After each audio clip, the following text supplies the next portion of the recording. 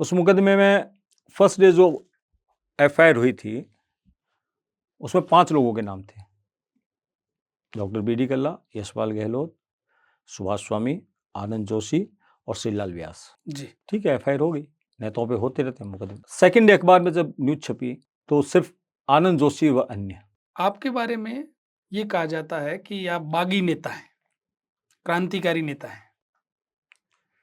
आप अभी शहर में जो 2 ग्रुप बने हुए हैं, आप मंत्री जी के ग्रुप से, ऐसा लोग कहते हैं कि उनके खिलाफ के ग्रुप के हैं, रामेश्वर डूडी के आदमी हैं।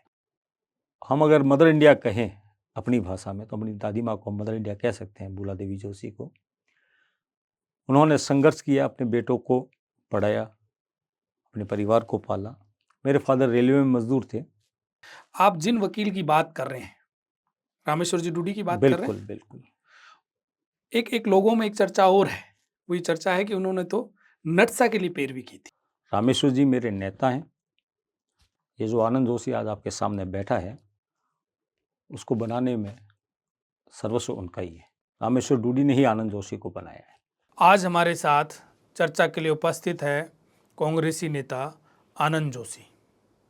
आनंद जी ने एनएसयूआई में काम किया, यूथ कांग्रेस में काम किया और अभी बीकानेर शहर कांग्रेस के महासचिव हैं। इन्होंने कई आंदोलन किए। इन सब के लिए आज हम चर्चा करेंगे। इसके अलावा बीकानेर पश्चिम विधानसभा से कांग्रेस की टिकट मांग रहे हैं, ये भी चर्चा करेंगे। तो आप हमारे साथ बने रहिए। नमस्कार, मैं बृजमोहन रामावत। आप देखना शुरू कर चुके हैं हमारा शो टॉक विद बीएमआर।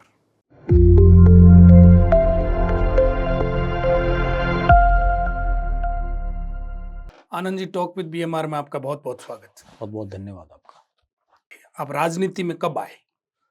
देखिए, मैं जब कॉलेज स्टूडेंट था, बीजस रामपुरिया जैन कॉलेज में, जी। तब से मैंने छात्र संघ की राजनीति में पहला कदम रखा। और बीकानेर यूनिवर्सिटी की जो डिमांड थी, स्वर्गीय सतपाल बिश्नोई जो मेरे बड़े भाई जैसे थे, वो हमें राजनीति के इस पहले दौर में लेके आए। हालांकि मैं विचारधारा से कांग्रेसी हूँ, और उस वक्त भी मैं आपके एनएसयू का जनरल सेक्रेटरी था बीकानेर का। कॉलेज की जो छात्र राजनीति है, उससे हम राजनीति में आए। जी। कॉलेज करने के बाद मैंने हमेशा राजनीति को प्राथमिकता दी। तो आप ऐसा समझ लीजिए, मैं कॉलेज टाइम से आज तक इस राजनीति जीवन में जी रहा हूँ। आपके परिवार से है कोई राजनीति में? मेरे परिवार से कोई भी इंसान राजनीति में ना था ना है। आप पहले व्यक्ति हो? हाँ जी, मैं पहला व्यक्ति हूँ। और मेरे ताऊ जी बड़े नाराज रहते थे इस चीज़ को लेकर। जी। उनका ये मानना था कि इंसान सुबह नौकरी जाए, शाम को घर आए, घर वालों के साथ रहे, एक ऐसा जीवन जीना चाहिए। तो उनके विरोध के बावजूद भी मैं सक्रिय रहा। आज वो थोड़ा संतुष्ट है इस चीज़ से। आपकी एजुकेशन क्या हुई? मैंने एमए किया। मैंने हिस्ट्री में एमए किया था, बीकानेर से? और बीकानेर से किया। मैं बतौर 11th और 12th स्टेनोग्राफर हूँ, शॉर्ट हैंड का स्टूडेंट हूँ। अच्छा, तो वो तो इसलिए ली जाती है कि मैं किसी न किसी सरकारी जॉब में चला जाऊं। मैंने एक एग्ज़ाम भी दिया था कोर्ट का, भीलवाड़ा जाके। मेरा रुझान हमेशा से राजनीति की ओर ही था। क्या रिजल्ट रहा उस एग्जाम का? वो एग्ज़ाम कोर्ट का दिया, फिर उसका रिज़ल्ट आज तक मुझे पता नहीं, मैंने देखी नहीं वो सीट कहीं जाके, ना मेरे पास कोई लेटर आया। हो सकता है फेल हो गया होऊंगा मैं। भीलवाड़ा कोर्ट का पेपर था वो, इतना मुझे याद है। मैं देने गया था, और वहाँ पेपर देने के बाद वापस आकर मैंने कभी कोई कंपटीशन फाइट नहीं किया। आपका फर्स्ट एंड लास्ट एग्जाम वही था? बिल्कुल।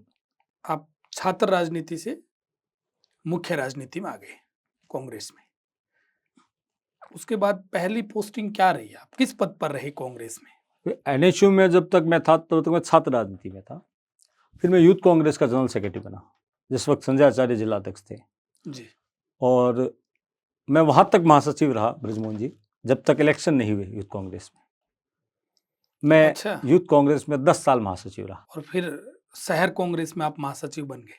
जब यशपाल जी गहलोत का सेकंड टर्म था, तब मैं जनरल सेक्रेटरी बना। एनएसयूआई में महासचिव रहे, यूथ कांग्रेस में महासचिव रहे, और शहर कांग्रेस में भी आप महासचिव। तो ये महासचिव आपका पीछा नहीं छोड़ रहे हो, आप महासचिव का पीछा नहीं छोड़ रहे नहीं, आप दोनों बातें कह सकते हो। हो। पर ऐसा है कि ये महासचिव जो डीसीसी में बनना था, ये बहुत ज़रूरी था जी राजनीति के लिए। जो लोग मुझसे जुड़े हुए थे उनके, अब डीसीसी में अगर अध्यक्ष तो भाग्य से बनते हैं, डीसीसी मेंबरशिप के अंदर महासचिव एक जिद थी मेरी कि मैं जनरल सेक्रेटरी बनूं। आपने कोई चुनाव लड़ा? नहीं, मैंने कोई चुनाव लड़ा नहीं। मैंने एक बार टिकट मांगा था पार्षद का, पर हमारे नेताओं ने वो टिकट मुझे दिया नहीं। क्यों? उनका ये मानना था कि हम विधायक ज़्यादा ज़रूरी है बतौर तुम पार्षद। हम विधायक बने या तुम्हें पार्षद बनाए? जब हम विधायक हैं तो आप तो पार्षद हो ही। ये ऊपर वाला लिख के भेजता है कौन क्या बनेगा, ये आप और मैं तय नहीं करते। तो मैंने अपना रास्ता पकड़ लिया। आपके बारे में ये कहा जाता है कि आप बागी नेता हैं, क्रांतिकारी नेता हैं। आप अभी शहर में जो 2 ग्रुप बने हुए हैं, आप मंत्री जी के ग्रुप से, ऐसा लोग कहते हैं कि उनके खिलाफ के ग्रुप के हैं, रामेश्वर डूडी के आदमी हैं। देखिए, मैं हूं तो कांग्रेसी। किसी भी कार्यकर्ता को अपनी बात रखने के लिए और अपने लोगों का काम करवाने के लिए एक मजबूत आदमी की जरूरत होती है। नेता की जिम्मेवारी होती है कि वो कार्यकर्ता का ध्यान रखे। मेरे पीछे जितने भी लोग हैं वो सब किसी ना किसी काम में एडजस्ट है, और राजनीति एक बहुत बड़ी जिम्मेवारी है लोगों को पुश करने की। जी बागी तो कह सकते हो आप। मैं जनता के खिलाफ होने वाली बात के लिए बागी हूं। मेरा कार्यकर्ता का काम नहीं होता तो मैं बागी हूं। मैं किसी गुट में नहीं हूं, मैं कांग्रेस में हूं। रामेश्वर जी मेरे नेता हैं। ये जो आनंद जोशी आज आपके सामने बैठा है, उसको बनाने में सर्वस्व उनका ही है। रामेश्वर डूडी ने ही आनंद जोशी को बनाया है। आप जिस कॉन्स्टिट्यूंसी से आते हैं, आपको लगता नहीं है कि आप ये बात कह रहे हो तो दूसरे नेता नाराज हो जाएंगे? कोई फर्क नहीं पड़ता, नेता नाराज हो जाए फर्क नहीं पड़ता ब्रजमोहन जी, जनता नाराज नहीं होनी चाहिए। जो काम लोगों के हमने किए हैं, जो बात पब्लिक की हमने ऊपर तक पहुंचाई है, जो मुद्दे मैंने उठाए हैं, उनको पुश किया गया रामेश्वर जी के द्वारा। हर उस इंसान को हमने संतुष्ट किया है राजनीति के अंदर, राजनीति के द्वारा जो हमारे पास आया। इसलिए मुझे नेताओं से डर नहीं लगता, डर लगता है जनता से। अगर वो नाराज हो गई, उसका काम नहीं हुआ, तो हम ये जो कपड़े पहन के निकल रहे हैं ना, इनका कोई मतलब नहीं है। एक आपके जीवन की बड़ी घटना है, अशोक गहलोत जी आपके घर आए अचानक। न मीडिया को पता था, हो सकता है आपको पता होगा, आपके आसपास के लोगों को पता होगा, पर शहर में ऐसी कोई चर्चा नहीं थी कि आज अशोक गहलोत जी आनंद जोशी के घर जाएंगे। अचानक कैसे आना हुआ? उनका कोई प्री प्लान था या कैसे आए वो? आपका जो पहला सवाल था उसका जवाब भी इसमें है। हम बैठे थे, मधु जी आचार्य, मैं, रामेश्वर जी, शशि जी शर्मा। हम लोग प्लान कर रहे थे, मेरे ताऊ जी का रिटायरमेंट था, बड़े पापा का। जी तो मैंने उनको कहा भी उनको क्या गिफ्ट दें। हमें पढ़ाया लिखाया, हमारी परवरिश की हमारे ताऊ जी ने, आज जो कुछ भी है वो वही है हमारे लिए। तो मैं गिफ्ट सोच रहा था उनके लिए, हम ये चर्चा कर रहे थे। इसी बीच मधु जी ने कहा गिफ्ट आप मत सोचो, गिफ्ट रामेश्वर जी सोचेंगे। रामेश्वर जी उस समय थे? वहीं थे। ठीक है, उन्होंने कहा मैं सोच लूँगा। फिर शशि जी ने कहा गिफ्ट मैं बताऊँगा, वही आप लाओगे। हम लोग वहाँ से चले गए। 2 दिन बाद अचानक मेरे पास मधु जी का फ़ोन आता है कि आप भास्कर प्रेस आ जाइए ऑफिस। शशि जी वहीं थे और रामेश्वर जी रास्ते में थे। जी रामेश्वर जी वहाँ ऑफिस आने के बाद उन्होंने हमें बताया कि अशोक जी गहलोत तुम्हारे ताऊ जी को बधाई देने के लिए बीकानेर आएंगे, रिटायरमेंट वाले थे। और वो आए। हमने पुष्करना भवन लिया, अशोक जी का स्वागत किया। मेरे ताऊ जी उसी दिन संतुष्ट हुए मेरी राजनीति कार्यकर्ताओं से कि आज तूने जो गिफ्ट दिया है वो एक आम कर्मचारी के लिए बहुत बड़ी बात होती है। तो ये देन तो रामेश्वर जी की थी। तो आपके परिवार वाले खूब राजी हुए होंगे उस दिन? वो क्या बात कर रहे हो आप?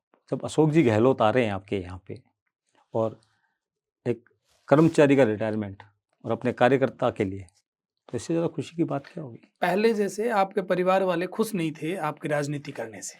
हाँ, उसके बाद वो संतुष्ट हो गए। उनको ये लगा नहीं ठीक चल रहा है, अब सही ट्रैक पर है। स्वीकार हो गया।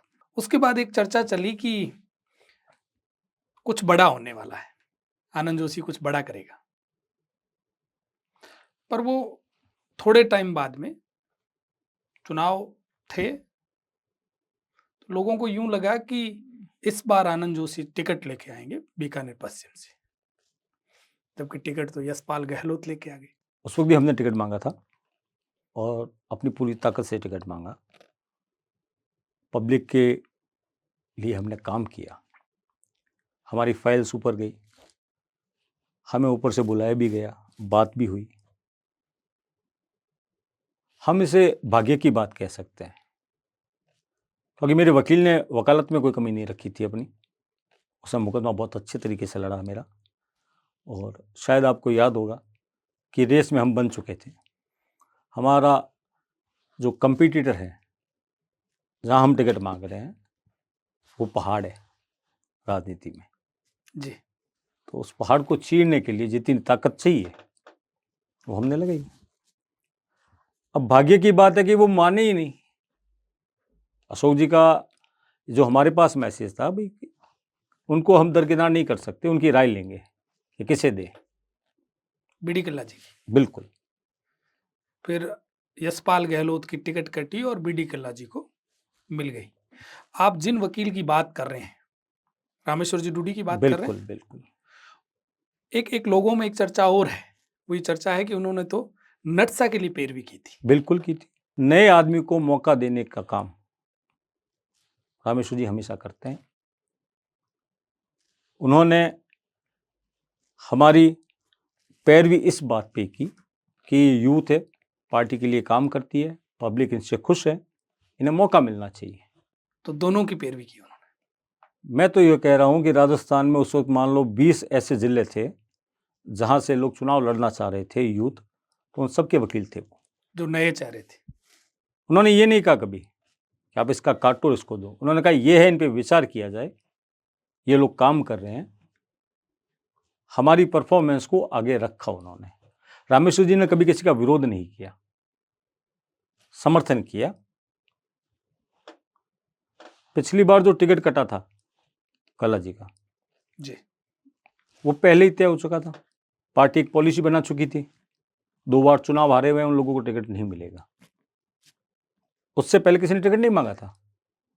जब ये पॉलिसी कांग्रेस ने तय की कि 2 बार जो आदमी चुनाव हार चुका है और 70 साल का हो चुका है, उसे टिकट नहीं देंगे, उसके तहत बहुत से टिकट कटे राजस्थान के अंदर।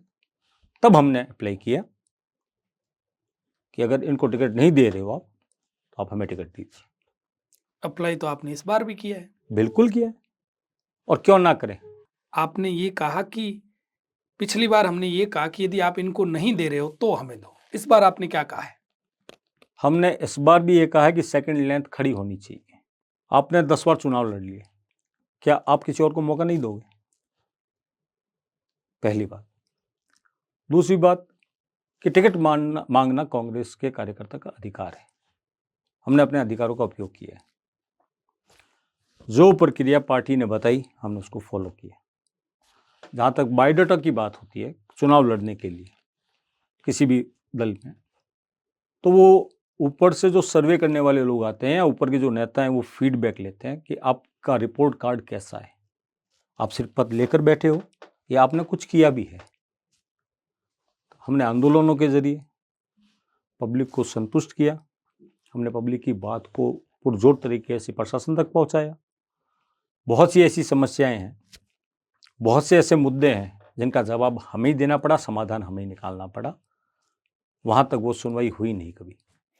अब कौन से आंदोलन की बात करो, इन पिछले 5 साल में जो आंदोलन किया या उससे पहले जो आंदोलन किया? देखिए, मैं उन आंदोलनों की बात कर रहा हूँ, और आंदोलन मैं कभी भी कर सकता हूँ। इसके लिए मेरा राज हो या ना हो ये जरूरी नहीं है। पानी की समस्या, उसके लिए आंदोलन हुआ। बिजली कंपनी को थोपा गया बीकानेर पर, उसके लिए आंदोलन हुआ। अच्छा, बिजली कंपनी से एक मुझे बात याद आई, आप पर एक मुकदमा हुआ, बिल्कुल। वो क्या मामला था? हुआ क्या, बिजली कंपनी के खिलाफ हमने आक्रोश प्रकट किया अपना। तो नत्थुसर गेट पर भीड़ इकट्ठा हुई। लगभग 18 घंटे शहर की लाइट बंद रही। चेतनानंद आश्रम फीडर है इनका, नथुसा गेट से बाहर। वहाँ पब्लिक इकट्ठा हो गई जी। और उन्होंने एएन को घेर लिया और मुझे फ़ोन आया तो मैं उस एएन को बचाने के लिए वहाँ पहुँचा। मैं एएन को अपनी मोटरसाइकिल पे बिठा के पब्लिक को शांत करके नथुसा गेट तक लेके आया।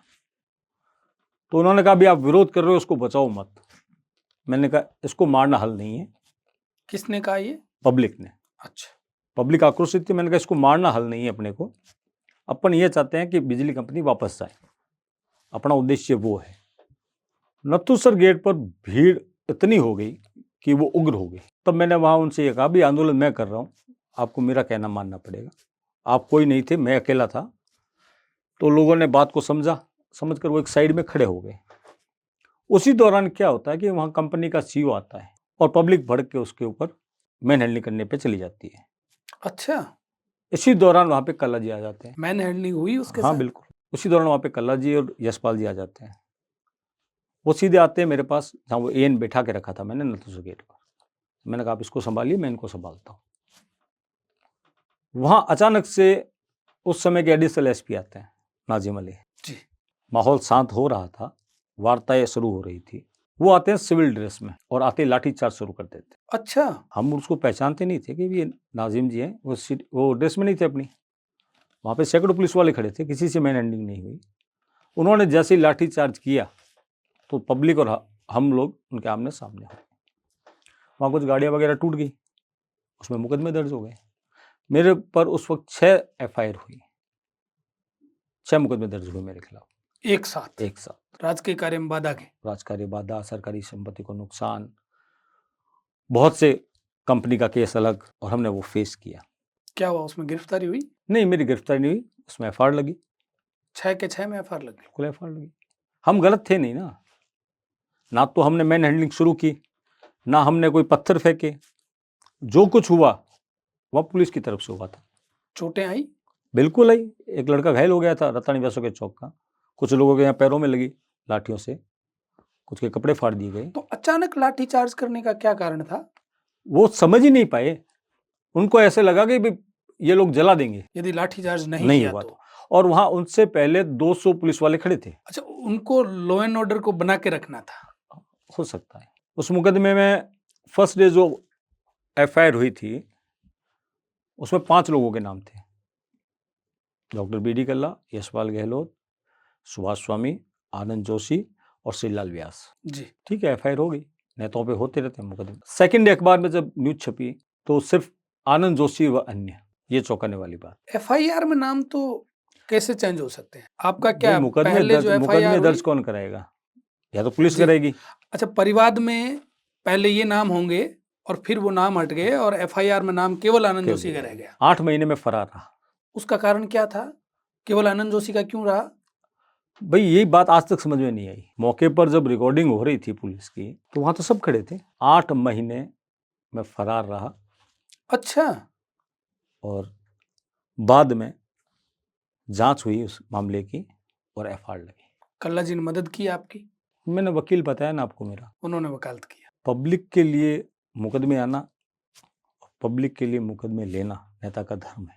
इसके अलावा आपने और कोई आंदोलन किए?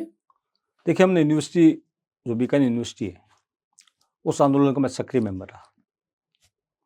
बीकानेर में जो पानी की समस्या नहरबंदी में आती है बजमोहन जी, तो वो तो हर 1 साल बाद आंदोलन ही है एक तरीके से। तो उनके लिए हमने हमारे मंत्री जी को, हमारे विधायकों को बहुत बार चेताया। कई बार मैंने नथुसा गेट टंकी, एमएम ग्राउंड टंकी का घेराव किया। कई बार मैं टंकियों पर चढ़ा पानी की सप्लाई के लिए। एट लास्ट आज भी ये हालत रहती है कि मुझे लगभग, जब नहरबंदी होती है तो पर डे 30 या 40 टैंकर खुद के चलाने पड़ते हैं लोगों को पानी घर तक पहुंचाने के लिए। बिजली कंपनी का विरोध मैंने फर्स्ट डे से किया, मैं आज तक कर रहा हूँ। आज भी विजिलेंस जो आती है, बिजली चोरी के लिए जो विजिलेंस आती है बजमोहन जी, वो लाख से 1.5 लाख रुपए के बीच में बिल आता है लोगों का। उसके लिए लड़ना पड़ता है, जाके कहना पड़ता है कि ये भरने में सक्षम नहीं है, कहाँ से भरेगा। ऐसे बहुत सी चीज़ें हैं जो मेरे जीवन में आज भी आंदोलन लेके ही चल रही है। ये जो 5 साल निकले वो तो सरकार आपकी थी, बिजली के मंत्री भी यहाँ के थे, पानी के मंत्री भी यहाँ के थे, तो इसमें तो मुझे लगता नहीं कि आपको आंदोलन की जरूरत पड़ी होगी। नहीं, फिर वो एक फरियादी हो गया।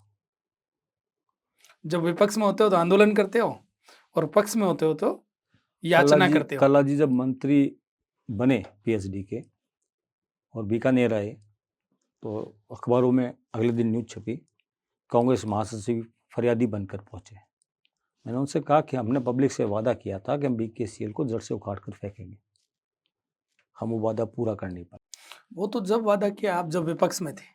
अब आप खुद ही बिजली मंत्री बन गए, ऊर्जा मंत्री आप ही हो। ये उन्होंने ये आपने कहा मैंने कल्ला जी को ये बात कही कि भाई हमने वादा किया था पब्लिक से कि जब हमारी सरकार आएगी हम कंपनी को उखाड़ फेंकेंगे। अब ये कोर्ट का मामला है, अब कोर्ट कौन जाए, कलम आपके हाथ में, मैं कोर्ट चला जाऊं, तो ये वादा खिलाफी है। तो इस बार आप जाओगे ग्राउंड में तो लोग पूछेंगे नहीं आपसे कि आपने पिछली बार वादा किया था? बिल्कुल पूछेंगे। 5 साल आप रह लिए आराम से और वापस आ गए बिना काम किए। बिल्कुल पूछेंगे, आपको भी पूछेंगे, मुझसे पूछेंगे, और मैं माफ़ी मांगूंगा लोगों से और वापस उनको ये विश्वास दिलाऊंगा कि अगर मुझे ताकत मिली तो मैं इसे उखाड़ फेंकूंगा। अच्छा आनंद जी, आपको टिकट मिल गई, आप विधायक बन गए, तो बीकानेर शहर को लेकर के आपकी क्या प्राथमिकताएं रहेगी? देखिए, मैंने टिकट मांगा है पश्चिम विधानसभा की तरफ से जी। पश्चिम विधानसभा जो है वो पुराना शहर है। ज़्यादातर पश्चिम विधानसभा में old city, Murlidhar Vyasnagar, Karmisar, Ramsar, Gangashahar का आधा area, Bangla Nagar, Rudi petrol pump के पास वाला एरिया, ये सारा एरिया हमारा है। सड़क नाली विकास में नहीं काउंट होता, ये सरकारों का काम है। सड़कों को काली कर देना, नाली बना देना, सीवरेज बना देना, ये एक वर्क है। जैसे एक आरएसआई अपनी सीट पे बैठ कर अपना काम करता है, वैसे विधायक का काम है। हमारे विधानसभा क्षेत्र में जहां मैं टिकट मांग रहा हूं वहां एक भी रंगमंच नहीं है सरकार की तरफ से। ये साहित्यकारों का शहर है, जनकवि यहां पैदा हुए, जो भी चीजें हैं वो सारी उस साइड में। अभी भी मैंने मांग की थी यूआईटी से कि आप एक रंगमंच साहित्यकारों के लिए मुरलीधर व्यासनगर में बना दीजिए। वहां नहीं बना सकते, हरोली मंदिर के पास बना दीजिए। दूसरा मुद्दा कि हमारे लड़के और हमारी बच्चियां रोजगार के लिए बाहर जा रही हैं, यहाँ रोजगार के साधन डेवलप नहीं हुए। जितनी भी फैक्ट्री लगी हुई है बीकानेर के सराउंडिंग जी, वहाँ काम करने वालों में 80% लोग बाहर के हैं। बीकेसीएल कंपनी की पोजीशन ये है कि वो पैसा बीकानेर से कमाती है और 60% जो उसके अधिकारी हैं वो सारे बंगाली हैं। हमारे बच्चों को रोजगार नहीं मिल रहा, ये बात सच है। हमारे बच्चे बाहर जा रहे हैं कमाने के लिए। बस मुझे आपको ये आंकड़ा बताता हूँ कि जब आज से अगर 25 साल पहले की बात करें अपन, तो मुंबई के अंदर बीकानेर के जो लोग हैं, प्रॉपर बीकानेर की बात कर रहा हूँ, उनके 25 मकान थे, आज वहाँ 200 मकान हो गए।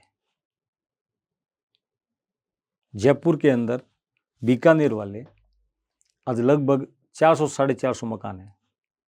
ये डाटा है मेरे पास। बाहर क्यों गए बच्चे? ऐसा कोई डेवलपमेंट हुआ नहीं ना इंडस्ट्री को लेकर। रोजगार की तलाश में बाहर चले। रोजगार की तलाश में बाहर जा रहे हैं।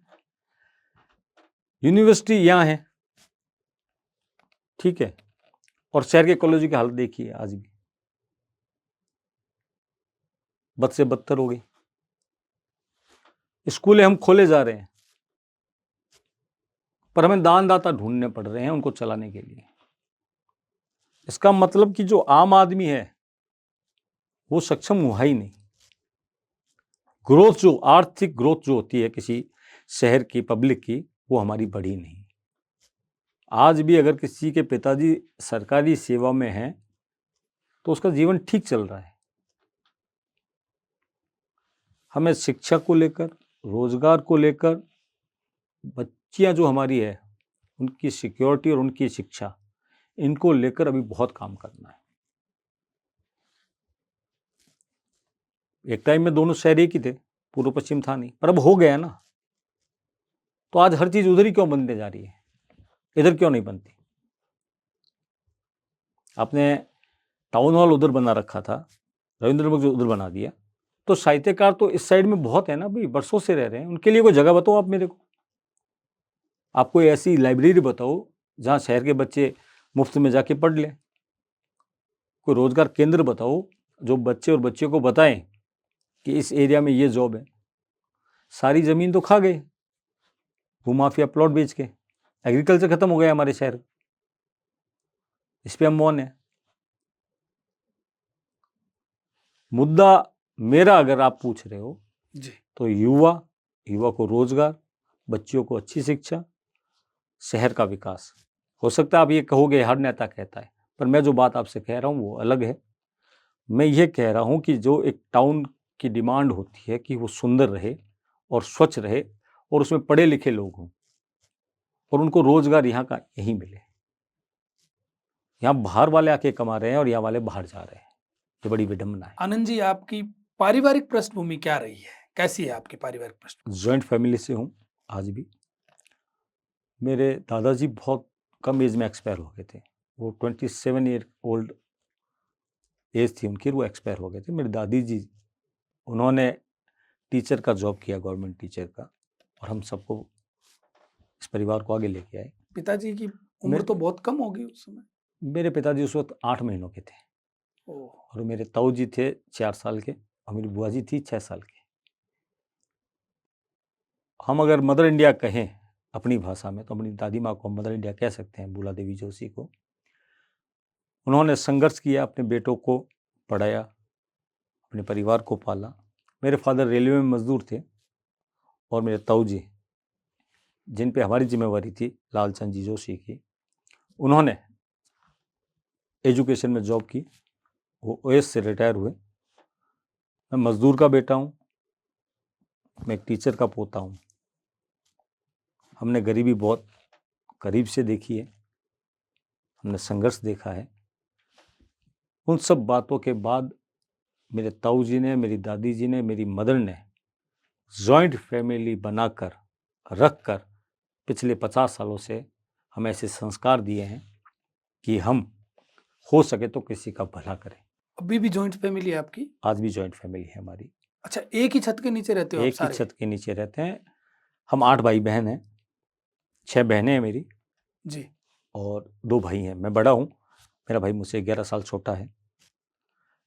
8 भाई बहनों की शादी हो गई हमारी। हम आज भी एक ही चूल्हे पे रोटी खाते हैं। क्या बात है। ये हमारी दादी जी के संस्कार और मेरे ताऊ जी, ताई जी, मेरी मदर, मेरे पिताजी के संस्कार हैं और हमें आज भी बांधे हुए रखे। पत्नी आपकी हाउसवाइफ है? हाउसवाइफ है। आनंद जी, आप हमारे यहाँ पधारे, आपका बहुत बहुत आभार।